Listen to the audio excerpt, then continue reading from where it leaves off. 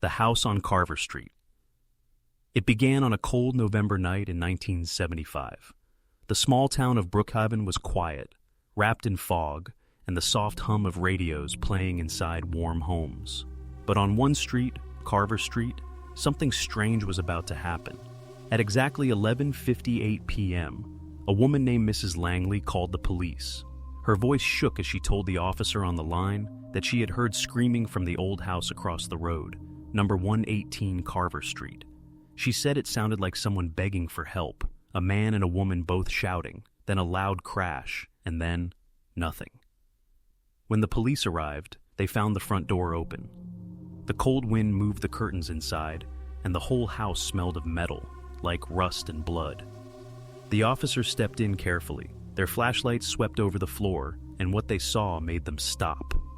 There was a table set for dinner, 2 plates, half-empty glasses of wine, and candles that had burned all the way down.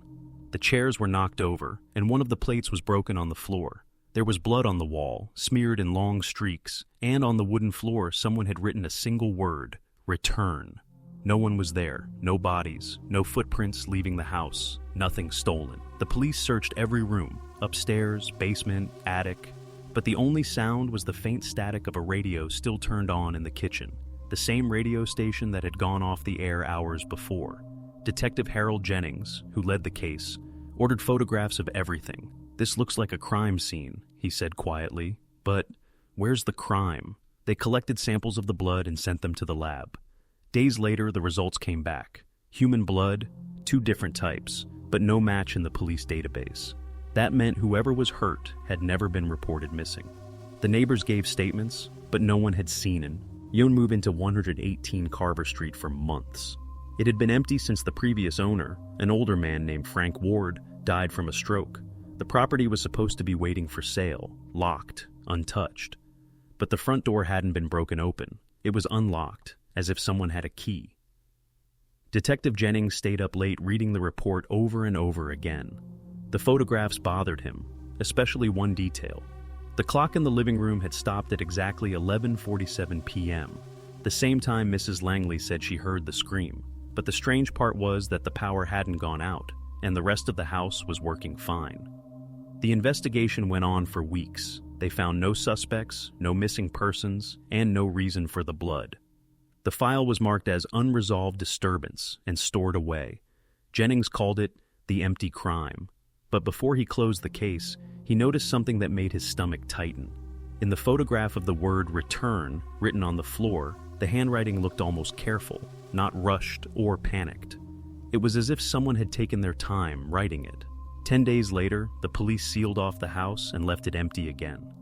No one wanted to buy it after what had happened. The neighbors avoided even walking by it at night. Mrs. Langley moved away the next year. For a while, Brookhaven forgot. The house just sat there, silent, cold, and rotting slowly from the inside. But every now and then, a mailman or passerby said they heard the faint sound of a radio playing inside, even though the house had no power. Detective Jennings retired 5 years later. Before leaving, he took one last look at the photo pinned to his office board. The table, the wine glasses, the blood, and that single word. He placed it in a folder marked Carver Street, 1975, and locked it in the filing cabinet. He had no idea that 10 years later, on Teat, same night, at the same hour, another call would come in from the exact same house. And this time, the scene would look exactly the same, down to the last broken plate. The return of the scene, 1985. 10 years passed. The house at 118 Carver Street was still standing, though most people in Brookhaven pretended it wasn't there. Its paint had peeled away, its windows were dark, and weeds crawled through the cracks in the porch. No one wanted to live there. Realtors stopped delisting it after buyers felt cold spots during viewings and said they smelled rust in the air. By the fall of 1985, the town had changed.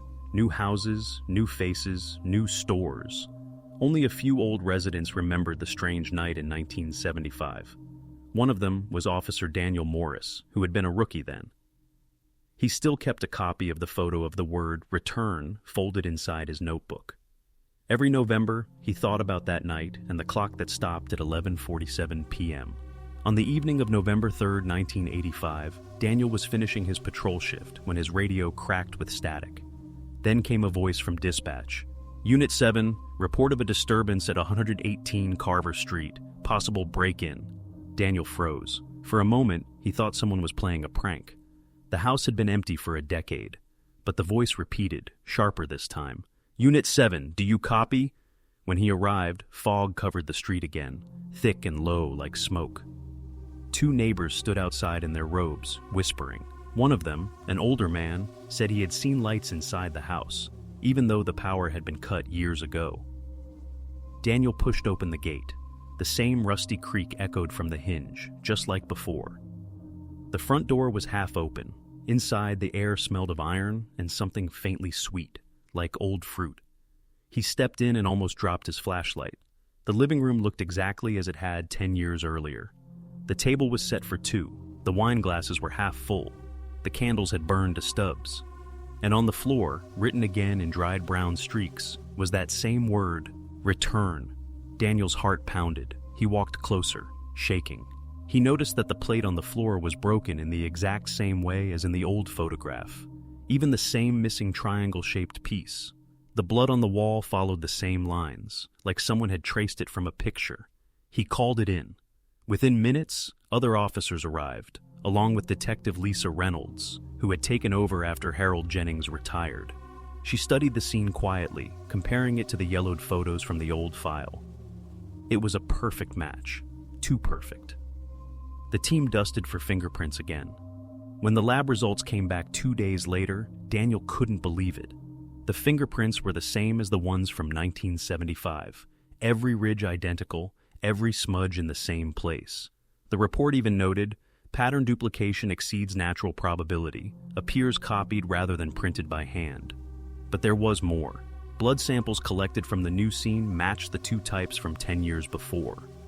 The same people had bled there, even though no bodies had ever been found. Detective Reynolds ordered a deeper search of town records.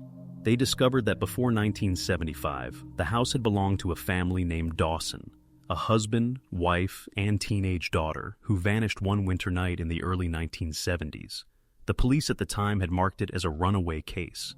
Their car was found 2 towns over with the keys still inside. Reynolds thought it was more than coincidence. She tried contacting relatives, but none were alive. The last known family member, an uncle, had died in 1975, the same year as the first crime scene. That week, Daniel started having nightmares. In them, he stood in the living room while a radio whispered voices that didn't match any language he knew. Every night, he woke at 11:47 p.m., sharp. One evening, he drove back to the property alone. He parked outside and watched from his car. The fog was heavier than before, and he swore he saw faint light moving inside the windows, soft yellow like candlelight. He turned on his dash camera and zoomed in. For less than a second, he saw something in the lens. 3 shadowy shapes sitting at the table, perfectly still. Then the light went out. When he replayed the footage later, the shapes were gone, only static, only the ticking of his car clock. And at the end of the recording, the timestamp read 11:47 p.m. Daniel reported what he saw, but the department quietly closed the file again. Coincidence, they said. But Daniel Morris knew better. Something had returned, and he feared it would come back again, right on time. The investigation reopens, 95-2005. By 95, the town of Brookhaven had grown busier, but no one wanted to buy the lot at 118 Carver Street. The roof sagged, ivy covered the porch, and city workers warned that the house could fall at any time. Still, some nights people swore they saw a faint light inside, the same dull yellow that Officer Morris had filmed 10 years before. Most of the police who remembered the second case had moved away, except Daniel Morris. He was older now, heavier, and close to retirement, yet he still kept that photograph of the word return in his wallet. Every November, he waited for the radio call that never came, until one night it did. It was November 3rd, 95. The dispatch center received a signal from the motion sensors that had been placed years earlier for safety reasons. A silent alarm triggered at the same address. Daniel felt a chill when he heard the location code, Carver 118. He arrived with two younger officers, Patrolman Keller and Officer Nguyen. The street looked like a tunnel of fog. Their car headlights caught the house, leaning and broken, but the door again stood half open. No footprints in the frost, no tire marks, no sign of anyone entering. They stepped inside. Their flashlights cut through dust thick as snow. Every breath they took echoed off empty walls. Then Keller whispered, "Sir, the table." It was Bigal.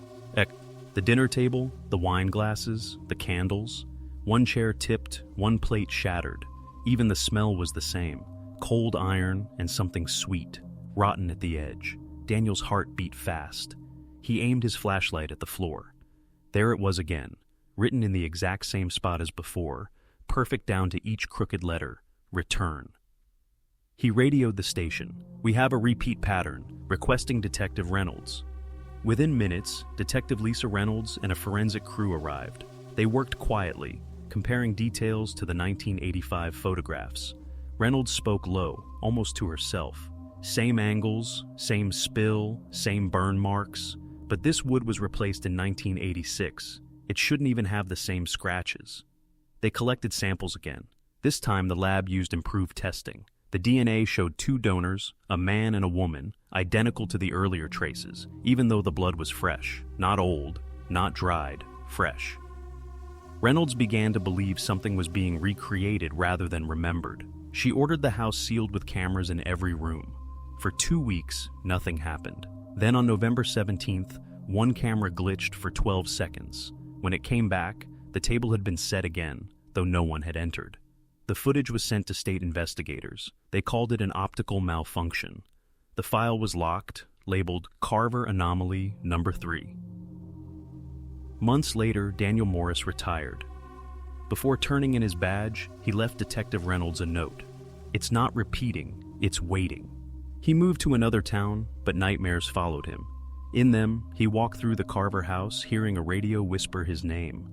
Always at 11:47 p.m., by 2005, the city ordered the structure demolished. A local newspaper, the Brookhaven Ledger, sent a young journalist, Sarah Nolan, to take photos before the bulldozers arrived. She went alone just after sunset. Sarah wrote later that the air inside felt alive. She described hearing forks and glasses clinking, though she saw no one. Her digital camera froze mid-shot, the screen filling with static. When she developed the memory card, 3 of the last photos showed faint outlines of figures seated at the table, blurry, colorless, like smoke shaped into people. She turned the story in the next morning. Her editor refused to print it, calling it too strange. But Sarah kept one photo for herself.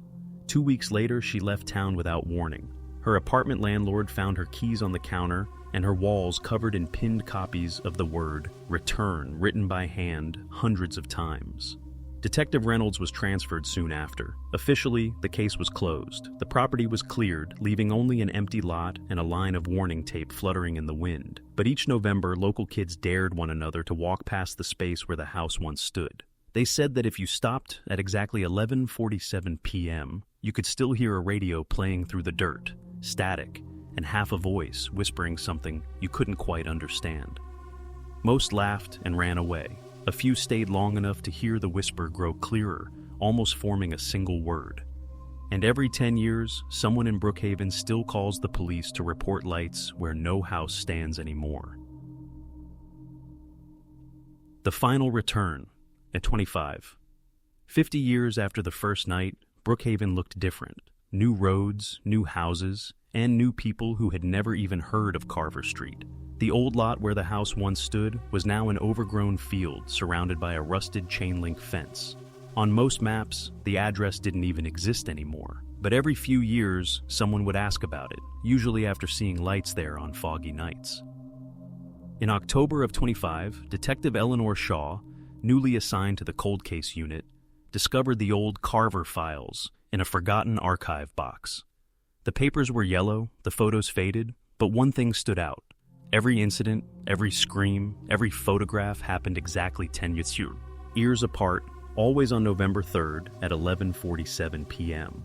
Shaw was not superstitious, but she believed in patterns, and this one bothered her more than any case she had seen. She decided to reopen it quietly, without telling the press. She visited the old site in daylight, just a patch of weeds, cracked concrete, and the faint outline where the porch once stood.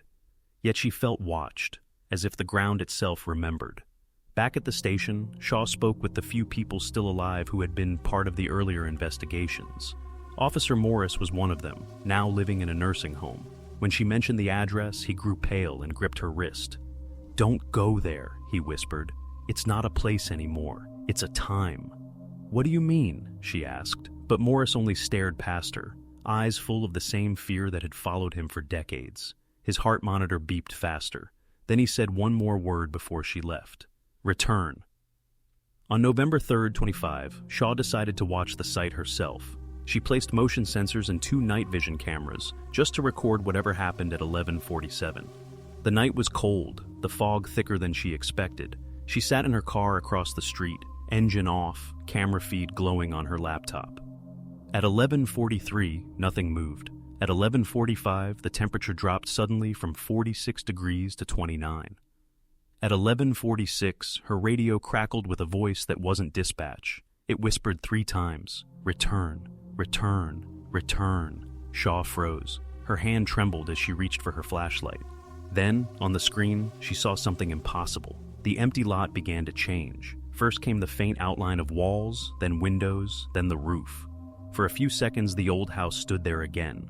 Not fully solid, more like a reflection in fog. The cameras flickered, and through one of the windows, candlelight glowed. Shaw stepped out of her car, keeping the flashlight low. The air smelled of wine and rust. She could hear faint music, an old talk radio show that hadn't aired in 50 years.